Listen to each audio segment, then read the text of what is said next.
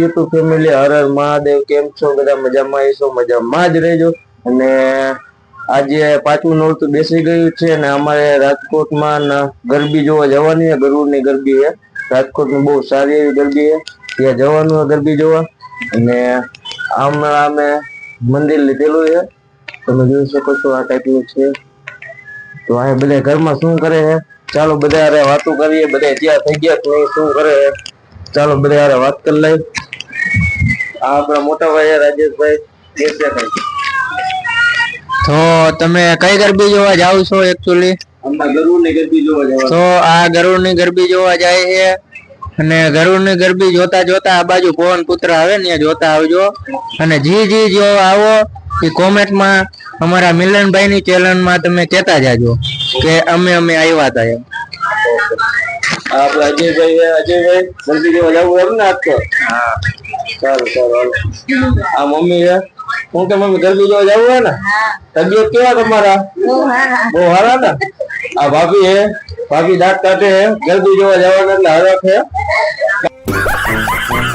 કાંઈ વાંધો નહીં, ભગવાન માતાજી એટલે ખુશ રાખે.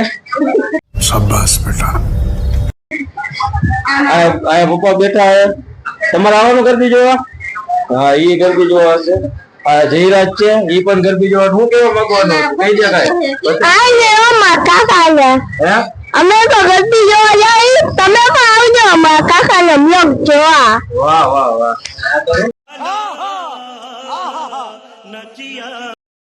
આપડે હારે આવે તો પૂછીએ આપણે ક્યાં જવાનું હોય. ક્યાં જવાનું અલ્પેશભાઈ? ગરબી જોવા. ગરબી જોવા કઈ જગ્યાએ જવાનું? ગરુડની ગરબી જોવાની હે કે? ગરુડની સોથી હા, 2-3 ગરબી જોવા જવાની હોય. હા.